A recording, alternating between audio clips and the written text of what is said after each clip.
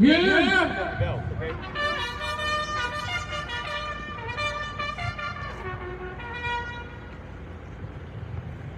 The moment of silence. Moment of silence is over. We thank you for and pray for the dead and ask the Almighty God to pray for blessing the all everybody the United States of America. And now we are starting for the saluting the flag. The first we saluting the flag of Vietnam. Lễ chào quốc kỳ Việt Nam Cộng Hòa. Tất cả xin chào. Việt Nam. Quốc ca Việt Nam Cộng Hòa bắt đầu.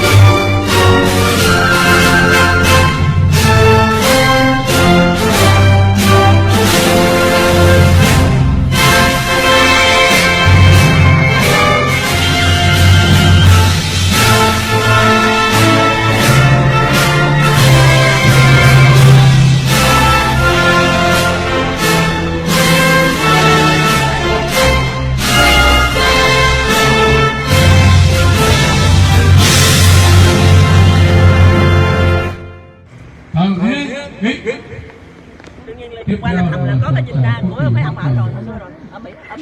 Tất cả chú ý. Xin chào. Quốc ca Hoa Kỳ bắt đầu.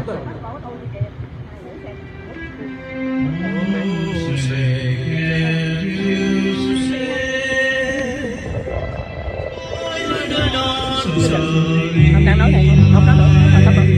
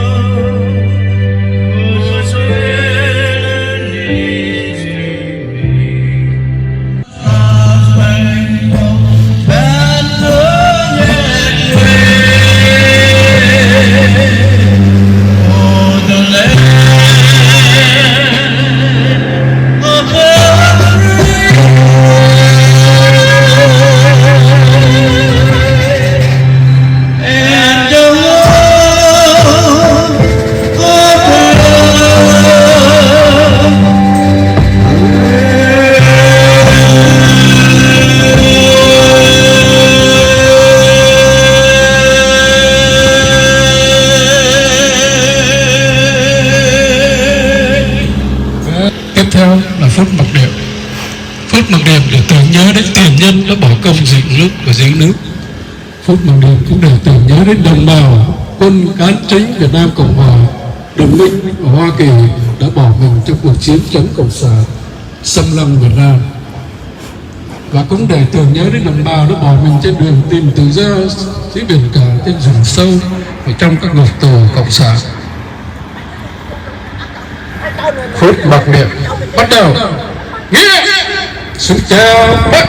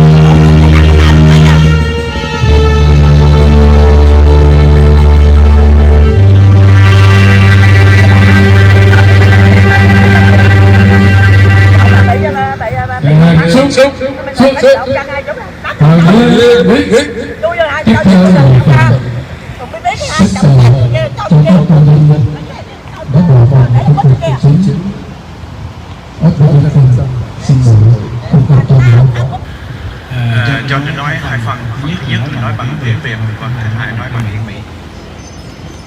Kính thưa tất cả quý vị, chúng tôi là tất cả anh em lục quân tình nguyện Hoa Kỳ.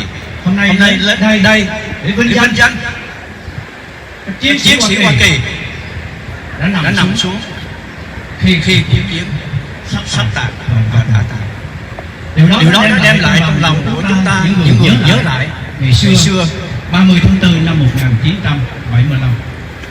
Cho nên hôm nay mạo muội chúng tôi là nhóm lực lượng lục quân tình nguyện Hoa Kỳ headquarter tại Orange County. Chúng tôi đến đây để làm việc đó, giống như là tất cả những quý vị khác ở trên quốc gia Hoa Kỳ đã từng làm.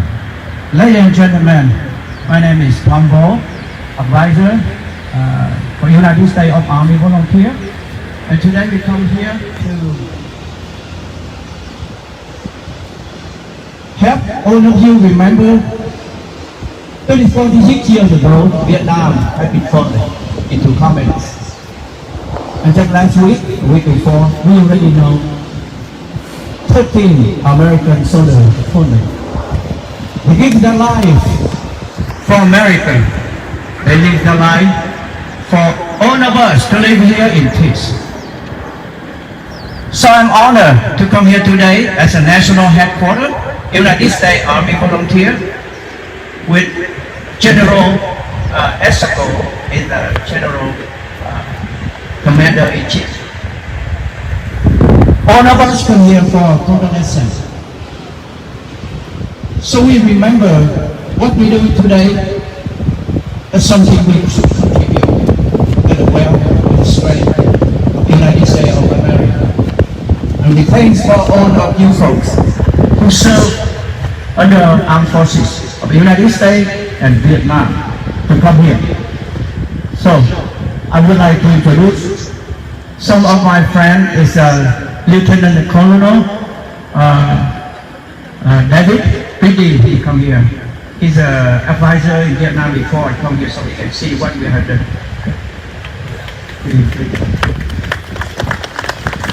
And we said, no veteran should die alone, not forget me. Some of one should be there to say goodbye.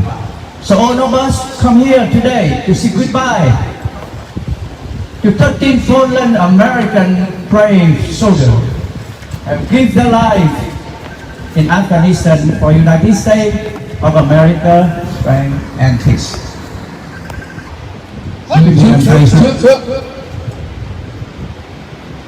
Kính thưa quý vị, hôm nay có chúng tôi đoàn trong nhóm lữ quân tình nguyện Hoa Kỳ sẽ bắn 4 phát súng thay cho 21 phát súng để tưởng nhớ người quá cố, để nói lên tấm lòng tri ân của tất cả chúng ta, những người còn cần sống ở trên đất nước này. Today, General Budon, who take care about shooting instead of 21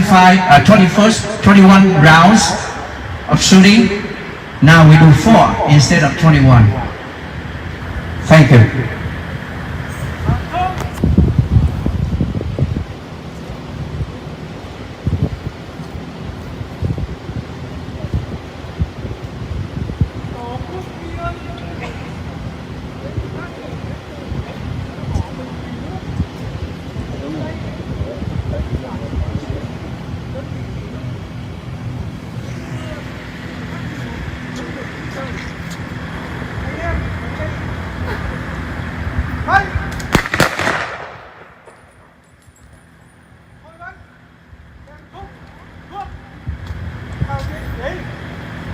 Kính thưa quý vị, 4 phát súng thay cho 21 phát súng chào vĩnh biệt những cựu quân nhân can đảm, những người quân nhân đã hy sinh mạng sống của mình để bảo vệ Tổ quốc Hoa Kỳ.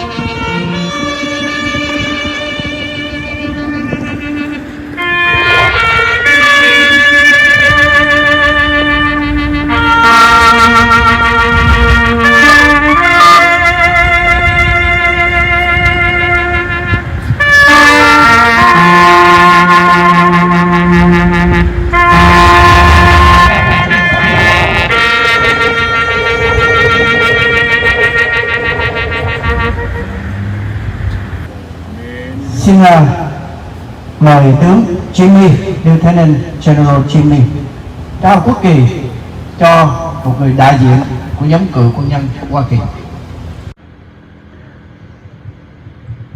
Lieutenant General Jimmy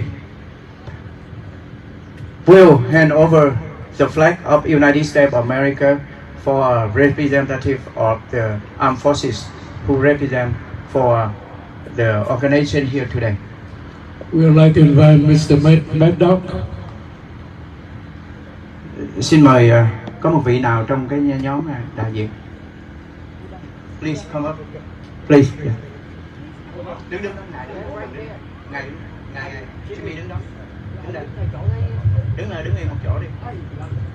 We are honored to have Mr. Bulldog Jesse Gonzalez, who is a former Marine who himself has served in Vietnam, come back after many tours of duty.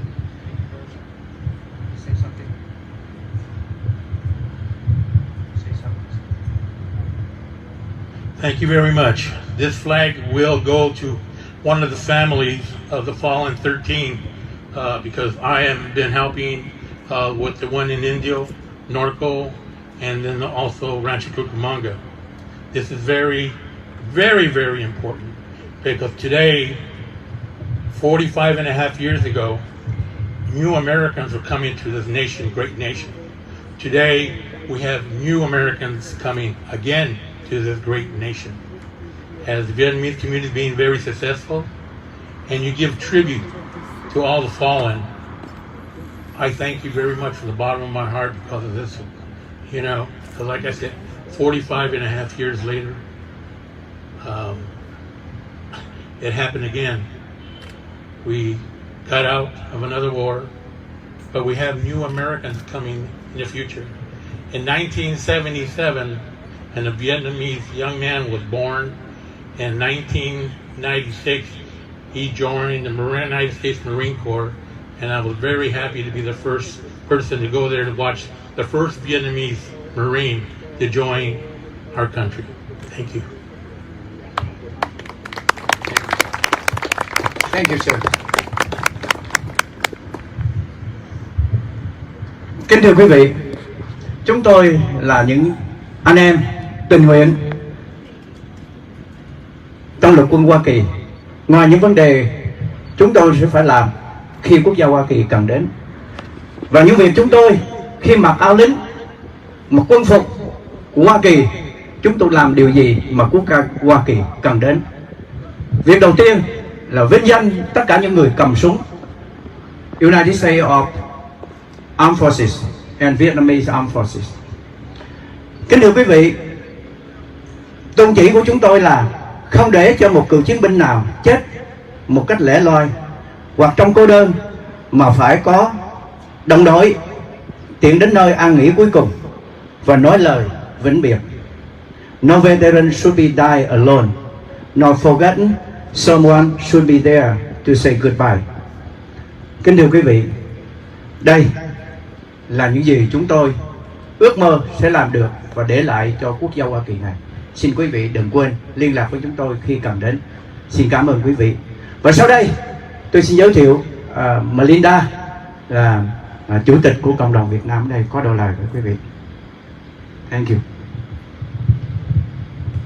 Xin cảm ơn thưa. Thank you. Ladies and gentlemen, today we will here to memory, to honor to 13 service member, U.S. service member to die in Kabul airport in Afghanistan. That's very sorry, that's very terrible, and we will honor their life and their service. I feel we here feel sympathy to their family for all of you where we lost our loss. So Linda xin cảm ơn quý vị đã đến đây để cùng chúng ta cùng nhau vinh danh 13 chiến sĩ Mỹ đã hy sinh ở Afghanistan. Đó là một sự kiện rất là đau buồn và có lẽ chúng ta sẽ không bao giờ quên. Linda xin cảm ơn quý vị. Hôm nay chúng ta sẽ và xin mời anh Bình sẽ nói thêm về vấn đề này. And to follow up on what our president just said, we, on behalf of the Vietnamese community of Southern California, would like to send our deepest gratitude and condolence to the families of those who have fallen, not only at the Kabul airport last week, but to all 2,500 U.S. troops who have fought and died in Afghanistan for the last 20 years. And as Vietnamese Americans, we understand deeply, as General Ball mentioned just a minute ago, we understand deeply what it means to see a long war come to a tragic end. The best way in my opinion, and on behalf of the Vietnamese community, the best way that we can honor the memories of those who have fallen, especially the memories of the Marines who have fallen, is we have to keep the promise that they have made to all the Afghans, all the families of Afghan refugees who have fought by the side of U.S. troops for the last 20 years. So on behalf of the Vietnamese community, we hereby pledge that we will do everything that we can in Southern California. If anybody who knows of a veteran's family or a refugee family from Afghanistan that needs assistance, please let us know. We will have to keep the promise and the memories of those who have fallen. And the best way to do that is to help these new Americans so that one day they will join us here and become part of the new American family. Thank you. And before I end, we have the honor to introduce two veterans here to represent the Vietnam Veterans of America. Mr. Conrad Gomez, President of the VBA chapter in Long Beach, and Bob Harrison, President of the VBA chapter in Orange.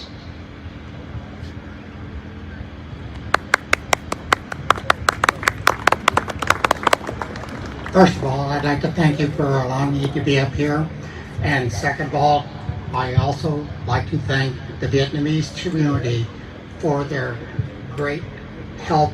And also, and what I mean is they are now joining our military and making our military much greater than what it is. And we are very proud that they are stepping up and fighting for freedom. You know the cost and the price of freedom. You've gone through it before. Now, for many of us, we have seen it again. There are too many things that are just going wrong, but at the same time, we will overcome it. I also have to remind ourselves that for those 13 military men, servicemen who died, it all began on 9/11. That those 4 aircraft crashing into the fields, into the Twin Towers, and into the Pentagon. That's where the war of terror began, and sad to say, I believe that it will continue. And to those who have to step up to the plate and do what they have to do to keep our nation free, that is what is a must. And here's Bob Harris from Chapter 1024. Thank you, Vice President. Dennis is President. Anyway, I want to thank the U.S. Army volunteers, true Americans, and all the Vietnamese that come here on the first Sunday, and all the American Vietnam veterans. We're all Americans. And thank you for coming together to honor these 13 that paid the ultimate price for our freedom. And let's remember, there's 18 more that were injured. We need to pray for them. I believe one's critical, a couple serious, but they're in the hospitals and they're healing. Anyway, this is what America is all about. People coming together. We are all Americans. You're Americans with Vietnamese heritage, but you're Americans. And we appreciate you taking part in our first Sunday event and honoring the fallen 13, and again, all those that paid the ultimate price in Vietnam. And without further ado, I'm going to pass this on to Mr. Bulldog. Thank you. Well, if you look in the news and you see the parents talk about their young men that they lost, they always say, my son wanted to be a Marine.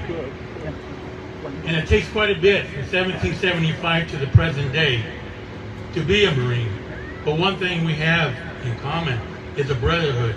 As long as the Marine Corps lives on, they live on, all the fallen. Onto my right here, onto my right you see 13 flags, the Marine Corps picture of Iwo Jima. And every young man that wants to join the Marine Corps will look at that and want to be part of that. And also we have very beautiful uniforms like that. As a Vietnam veteran, At 16 years old, I went to war at 17. I spent 22 and a half years in the Marine Corps, travel all over the world. So I would honor for you to let me read you what every Marine has to know and remember, because every time this is played on a song, Marines all over stand up and honor that work. From the halls of Montezuma to the shores of Tripoli, we will fight our country's battles in air, land, and sea. First to fight for right and freedom and to keep our honor clean. We are proud to claim the title as United States Marine. Our flag unveiled in every breeze, from dawn to setting sun. We have fought in every climate and peace.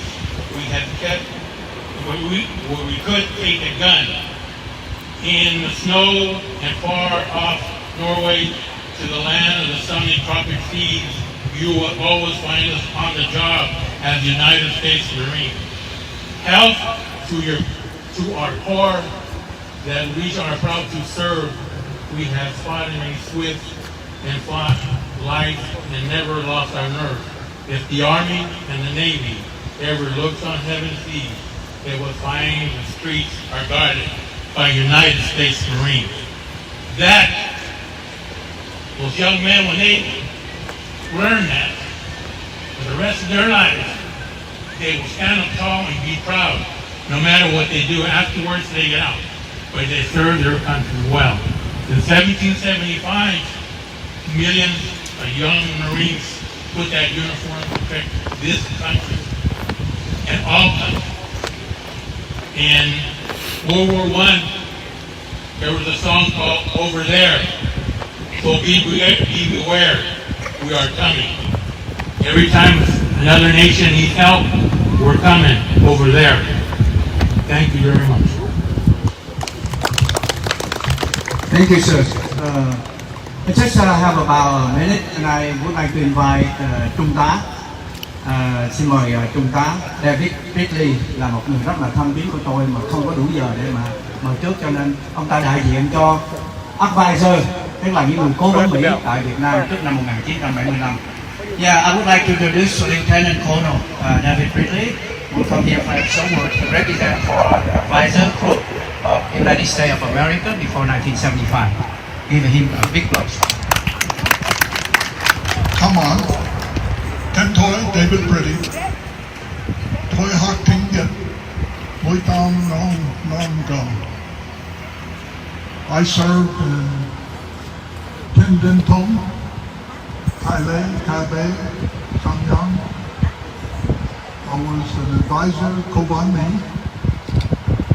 And I want to take the opportunity for this audience, your loyalty, your dedication, your perseverance. 45 years is a long time from where we are today.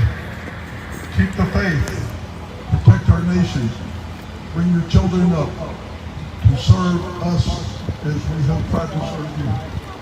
Thank you. Thank you for coming, sir. And this is over for ours.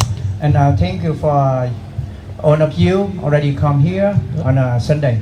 And here. Toán Quân Kỳ trở về vị trí.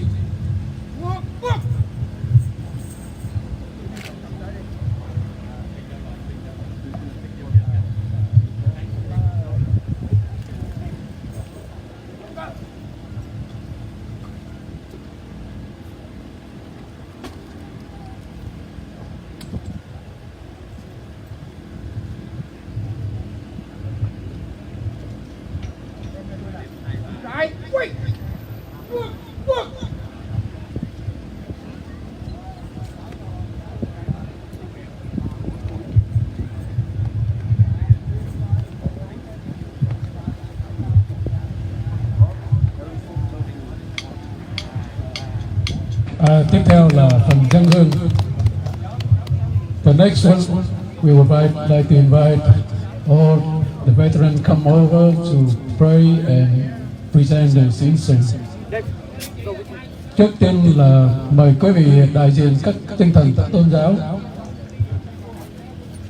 các đảng phái và cộng đồng cũng như dân cử xin mời quý vị lên dâng hương. Tất cả quân nhân chú ý thao diễn. Và trong tháng này xin chúng ta cũng dành một giây phút để tưởng nhớ đến hai vị quá cố vừa mới ra đi trong tháng 8. Thứ nhất là cố thị trưởng Margie Rice, một trong những người đã có công đóng góp trong cái việc xây dựng tượng đài chiến sĩ Việt Mỹ. Và cái tiếp là ông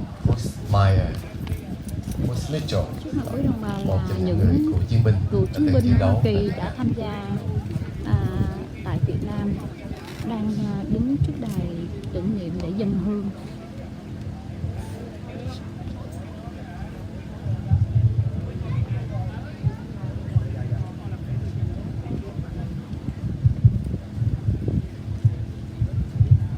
Let us also take a moment to remember the memories of the late Mayor Margie Rice, who passed away in August. She was one of those who helped in building this memorial.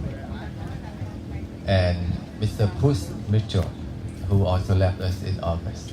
He is one of a long-time member of the local Vietnam Veterans of America, and always a friend and a supporter of the monthly flag ceremony. We will miss them both.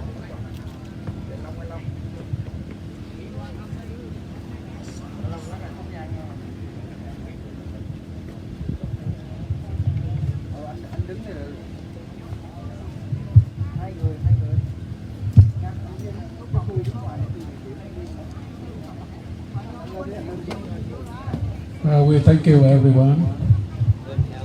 Và phần tiếp theo là phần dâng hương của quân lực Việt Nam Cộng Hòa. Tất cả các quân nhân chú ý. Nghiêm, trai, quay.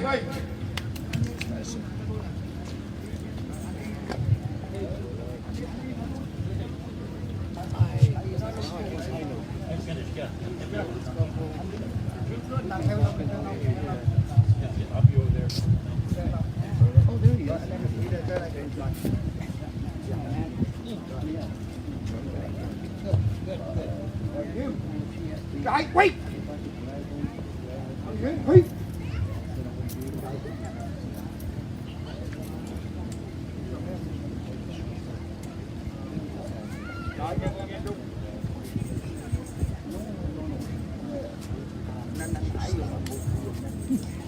Tất cả các quân nhân chú ý.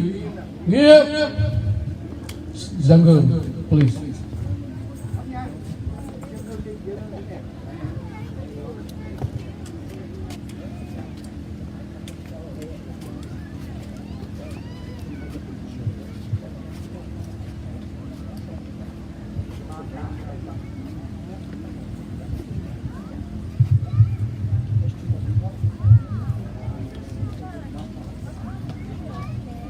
Tất cả chú ý, chào tay, chào.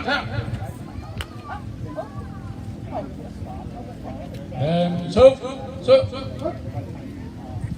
Mời quý quân nhân đang thăm viếng các tướng lãnh đã bỏ mình trong cuộc chiến 30 tháng 4.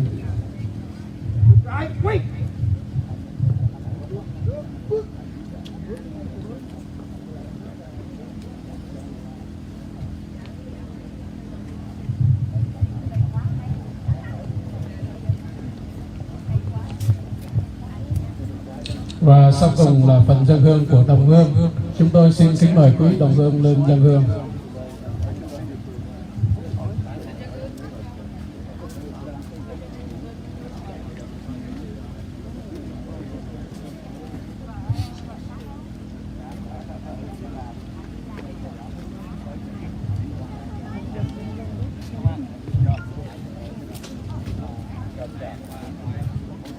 And we would like to invite those Mr. Maddow give the 13 rings of the bell.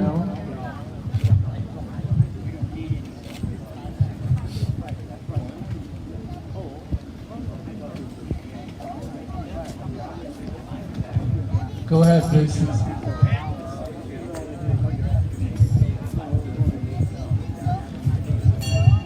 xin kính mời quý vị nghiêm chỉnh để chúng ta thưởng thức 12 tiếng chuông tưởng niệm đến 13 chiến sĩ đã bỏ mình trong cuộc chiến Afghanistan.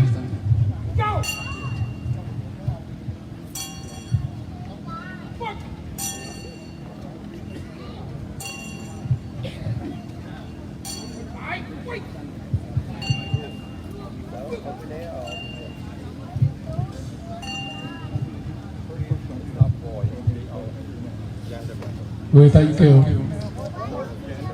và thành thật cảm ơn quý vị làm ơn.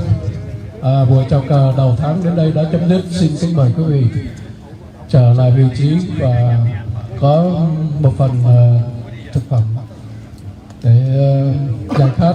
Xin kính mời quý vị. We have some refreshment on the other side. Everybody welcome. And this is over for the first week of the month, September, saluting the flags. We'll like to see you next month at same time, same place. Everybody, thank you. Xin cảm ơn chú Trung rất nhiều.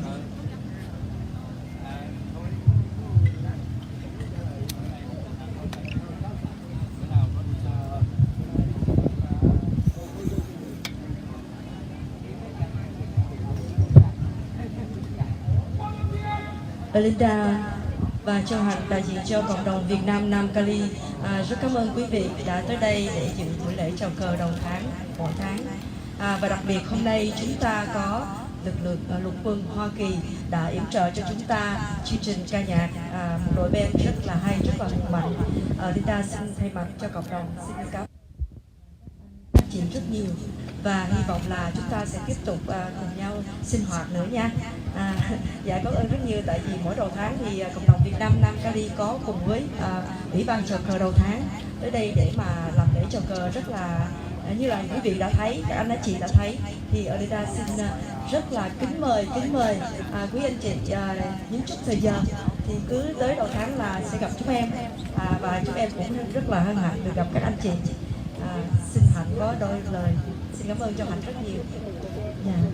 Châu Hạnh cảm ơn tất cả quý vị đã đến đây tham dự buổi lễ chào cờ mỗi đầu tháng.